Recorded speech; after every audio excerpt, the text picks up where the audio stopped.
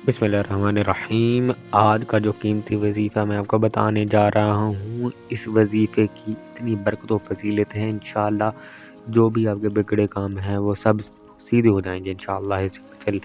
आपको दौलत का जो मसला है इंशाअल्लाह इज़्ज़ वजल वो भी हल हो जाएगा। लड़ाई झगड़े का मसला है, घर में तंग दस्ती है, मोहताजी है, कोई भी बात है, कोई बात नहीं मानता या आपका कारोबार है, इसमें बरकत नहीं है, मुनाफा नहीं है, ये आप कोई भी काम कर रही हो, जहाँ आप कोई भी काम कर रहे हो, शुरू कर रही हो, काम कारोबार कर रही हो, वो सही होता तो आपके पास मुलाज़मत नहीं है, मुलाज़मत के लिए आप ये वज़ीफ़ा कर रही हैं। जो भी काम आप करने जा रही हैं, आप ये वज़ीफ़ा पढ़ के शुरू कीजिए। गारंटी इधर यानी इस वज़ीफ़े की जानिब से गारंटी है, कुरानी वज़ीफ़ा, 7 आसमानों से भी बड़ा वज़ीफ़ा, 18 रजब के दिन आप लाज़मी पढ़िएगा, आप लाज़मी पढ़िएगा।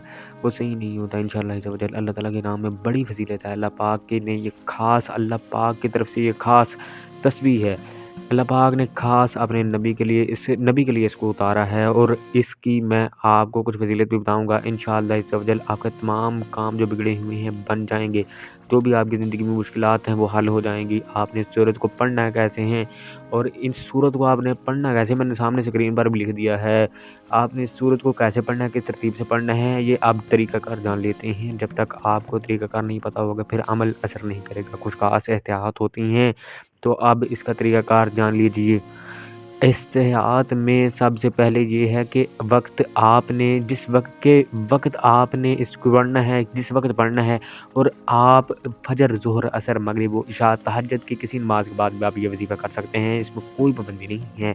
जब भी आपको वक़्त मिलता है तो आप इस वज़ीफ़े को कर सकते हैं। इसमें कोई पाबंदी नहीं है।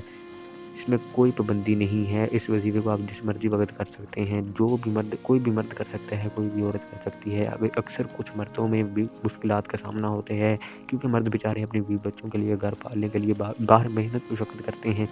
इस तरह कुछ औरतों को बहुत ज़्यादा मसाइल होते हैं, वो भी घर में काम कर रही होती हैं।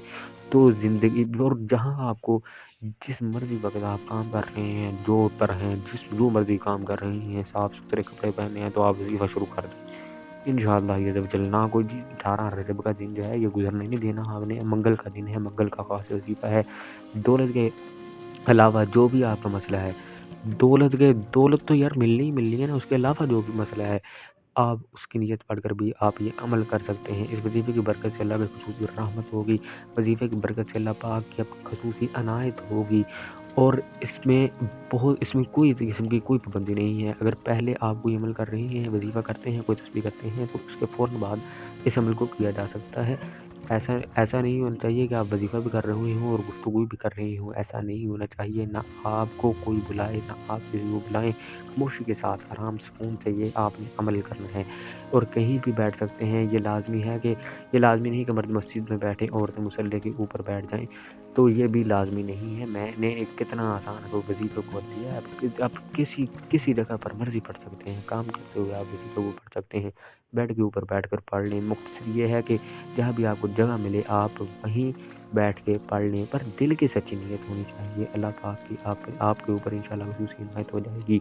इस शख्स के ऊपर जो नीयत करता है कि इसकी हर मुश्किलात दूर कर देंगे अल्लाह ताला, तो इंशाअल्लाह वो मुश्किलात भी दूर हो जाएँगी। वक़्त को मद्देनज़र रखते हुए आइए वज़ीफ़े की जानिब चलते हैं। औज़ु बिल्लाहि मिनश शैतानिर रजीम, बिस्मिल्लाहिर रहमानिर रहीम। ये वज़ीफ़े का हिस्सा है। आपने ये लाज़मी पढ़ना है। उसके बाद आपने एक साथ मेरे साथ भी पढ़िएगा। अल्लाहुम्मा सल्लि अला मुहम्मदिन व अला आलि मुहम्मदिन कमा सल्लैता अला इब्राहीम व अला आलि इब्राहीम इन्नका हमीदुम मजीद। अल्लाहुम्मा बारिक अला मुहम्मदिन व अला आलि मुहम्मदिन कमा बारकता अला इब्राहीम व अला आलि इब्राहीम इन्नका हमीदुम मजीद। दुरूद पाक आपने अव्वल व आखिर साथ साथ पढ़ना है आप सल्लल्लाहु अलैहि वसल्लम की ज़ात पर।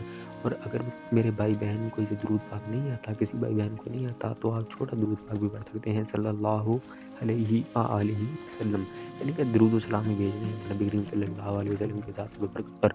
सूरतुल अलम नशराह पढ़नी है, कुरान मजीद पाक की सूरतुल अलम नशराह, जिसे हम अलम नशराह भी कहते हैं, आपने वो सूरत पढ़नी है।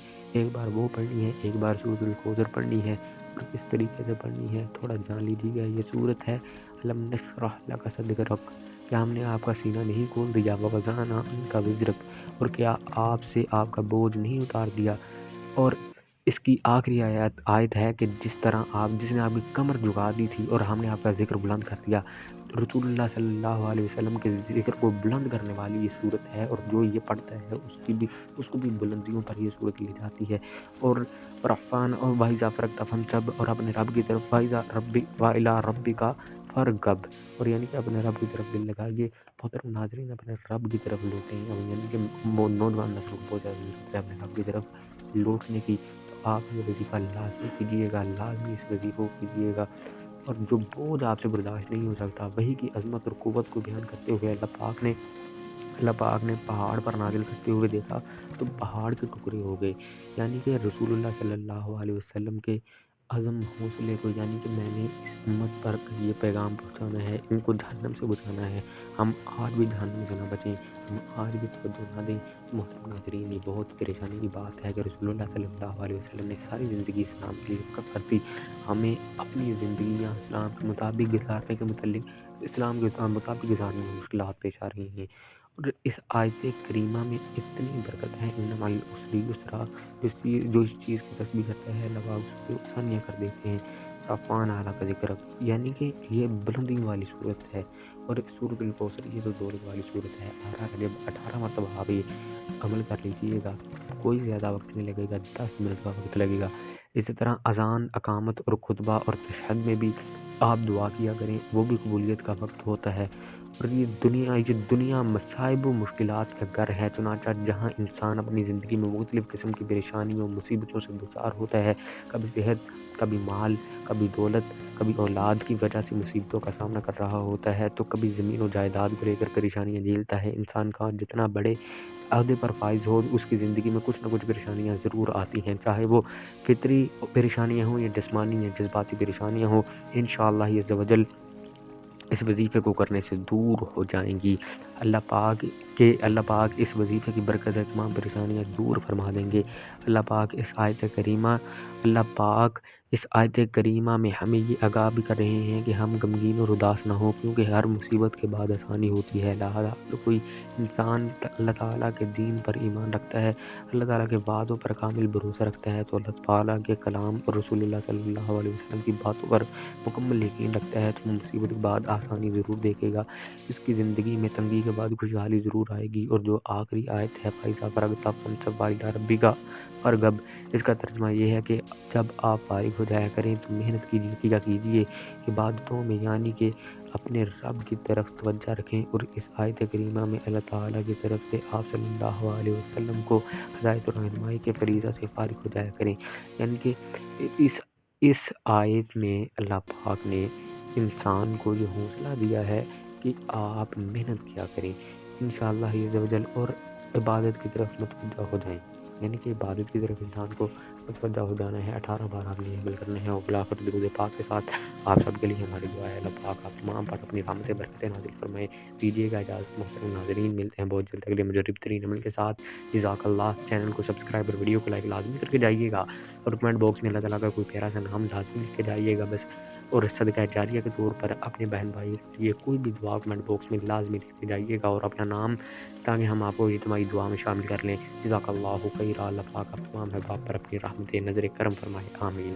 جزاکم اللہ خیرا و احسن الجزا فی الدنیا والآخرہ۔